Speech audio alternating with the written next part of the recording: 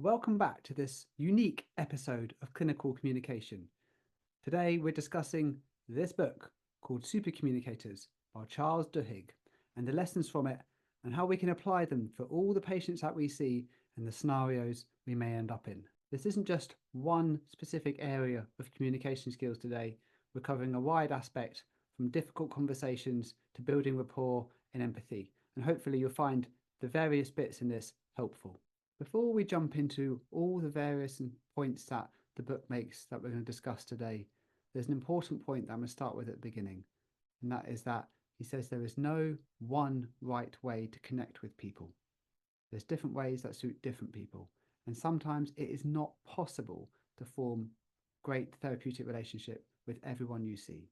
There may just be things that mean you clash, or you just don't get on, or maybe remind them of someone else, or whatever it is. You can't bond with everyone, but that's okay. Do what you can to bond with most people, and with most people you can form a decent therapeutic relationship. But don't be upset if you don't with everyone. That's human. That's normal. Importantly, don't try and pretend to be something that you're not, or don't fake things or lie. Be honest, be truthful. It's very ethical, of course, so just be you. There are various ways that you can enhance a therapeutic relationship that are very much still natural and just helping you build your rapport and managing those difficult conversations better.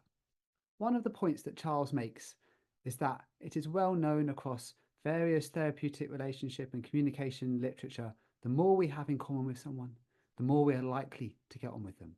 But it's not a guarantee. Just because you have something in common with someone and you say point it out, does not mean that they're necessarily going to form a close bond with you. It will depend on the environment and what's going on at the time. So just because you can point out that maybe you grew up in a similar area to the patient or you have similar interests, it doesn't guarantee that they're going to form a close bond with you, because there may be more other aspects or other things going on that may be influencing how they feel about you, whether it's the environment you're in, what else is going on in their life or your life at the time. That may mean actually they may not form that close bond.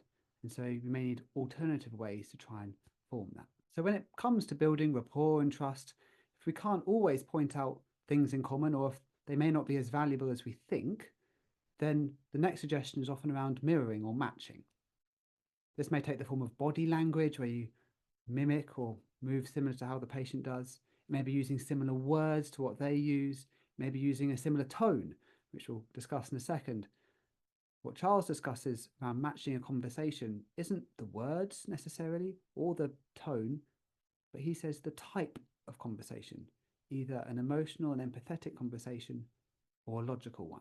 Now, matching the tone of a conversation can help build empathy, show the patient that you're at their level, but it may not always be appropriate, especially if they're very angry. We know if you get angry at someone who's angry, you're just going to make them angrier. Or if they're really high on energy, if you go up to really high energy too, nothing may happen. It may just go out of control. So it may not always be appropriate to match their energy or the mood, but you can, as I said earlier, match the style of the conversation. Try and meet them where they're at and what they want to know and what they want to discuss.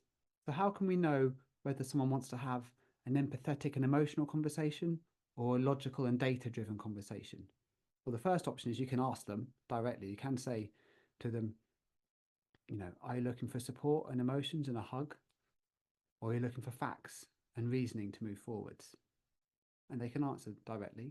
Or you can look out for cues. Someone who wants an emotional and empathetic conversation will probably tell you a story, will probably be telling you how they felt, what they were going through. Someone who wants a logical discussion, maybe talking about facts, maybe wanting data. And just look out for them, and it'll be hopefully fairly obvious what kind of conversation you're going to have. So what do you do if someone's wanting a logical conversation? Well, they'll be using lots of analytical terms, and so in turn, you're then going to use data, facts, reasoning back to them to help them solve that problem or help them move forwards and give them more backup for what they're thinking or to think differently. But in emotional or empathetic conversations, facts and data are useless. They're not going to help you achieve anything. What they want is support, someone to talk to or listen to them. empathetic labels we've discussed in the past. Also, once they've finished telling their story, it's good to be vulnerable yourself. Share some of your own stories where you feel it's appropriate. Don't make it all about you, but make it a two-way street. They need to know there's a human who's listening to them, not just a robot. And perhaps using your own past experiences, how if you've experienced what they've experienced in the past, how you manage that or what you wouldn't do. Again, showing that you've been attentive to them, you're trying to understand their experience, showing it from how you feel about it, what you may suggest, but don't give facts and data. That probably won't help. Give them empathy and support and freedom to choose. So how else can we build rapport and trust, especially if trying to match the tone of a conversation isn't always appropriate? Well, a term Charles uses is something called emotional contagion. And this is where those emotions are kind of shared across both people. You come to a similar level. Again, you're feeling empathy without having to go over the top and demonstrate it too much. And an easy way to achieve this is by asking questions, but not any just random questions, deep questions regarding feelings. So someone may tell you their story about what's happened and asking them afterwards, how did you feel when that happened? What were you feeling as things changed? Because it's emotions that allow us to connect, not just facts. Asking about feelings is a good way to show you've been listening to the story that you've been told and the information they're giving you. And it also may allow them to come out with more information that they haven't said already, or may just didn't feel appropriate to say initially. If you can get someone to open up, especially asking about emotions and feelings, you might get more information that they may not have told anyone else so far. But don't forget, this is a two-way street. And Charles is quite keen on vulnerability. You don't have to tell the patient your life story or completely open up to them, but give them some of your experiences and how you felt about situations or what you heard from them as well. Again, it's good for them to tell us stuff, but they need to know there's a human on the other side. So don't just repeat back and move on. Give them some of your thoughts as well. And hopefully, it will again help build you a closer bond, build more trust and likelihood that they're going to go along with what we suggest and hopefully improve. So those are all ways that we can build some trust and rapport, improve that therapeutic relationship. But how can we know that the person we're talking to is actually really enjoying the conversation? Well, one way is through what we call back channeling. This is the classic that ums or ahs, oh yeah, oh right. Those kind of noises that someone makes as you're talking to them that shows that they're interested. In addition, they may be giving you lots of eye contact. They may be leaning forwards. It's what we do when we're really engaged or interested in something. We pay close attention to it. And if they're really excited, they're really interested in what you're saying, they may actually interrupt you with excitement. They might, oh, tell me more, go on. Or they may ask more questions. They may want to know more about what we've said. So those are some signs about how we know someone is interested in what we're saying. So how can we tell, though, if they're not interested in what we're saying? Well, they may be looking around. They may start changing the subject or be overtly contemplating and looking far away and thinking about things that may be unrelated to what we're discussing. And if I said that if someone's interested in what you're saying, they may ask lots of questions. Well, if they're not interested, then they're not going to ask questions. They'll move on, or they'll just go, okay. So whether it's with the eye contact and body language, or whether it's the words they say, there are signs that we can see that if someone's interested or not interested in what we're saying. The final part of this book that we're going to discuss is around conflict and managing those types of difficult conversations. They will never go perfectly, but that's okay. That's human. The aim is not to win. The aim is to find out why these beliefs are held and why there is conflict. Like any difficult conversation, Charles suggests planning ahead before you have it. Can you anticipate any obstacles or barriers that may get up in the way and how you may be able to overcome them? Things you want to say, but also things the other person may want to say as well, and things you may want to find out from them. If you can, find things you agree on.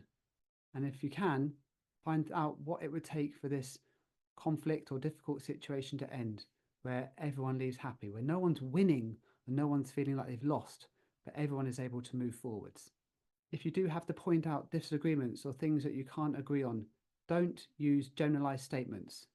Don't say things like, why do you always feel this way? Why do you never listen? Why don't you care? Instead, focus on specifics. Why do you feel this way about this issue? What led you to holding this belief? Why are you not so interested in this situation? Be specific. Generalized statements can often upset people and often cause more conflict.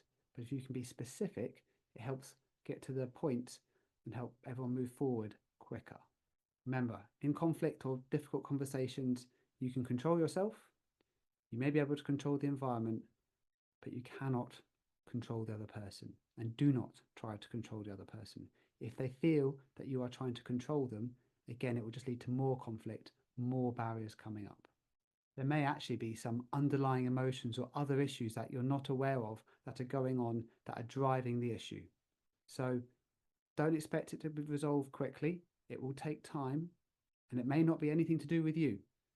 But if you can, use specific statements, find out what's gone on, why they hold certain beliefs or why the situations occurred, and how you can hopefully bring it to an end and what they'd like, and it's important to them. Again, overall, I'd say it's probably the best book on communication that's come out this year so far. I'd highly recommend it to anyone, not just in healthcare, but life in general. And I think it's well worth a read. I will put a link in the description and you can certainly follow it through. It's not that expensive a book, and I hope you find it valuable. If you found this useful, then again, please do share it with others. Please do send me any questions you have that I can answer on here, any guests to get or topics to cover.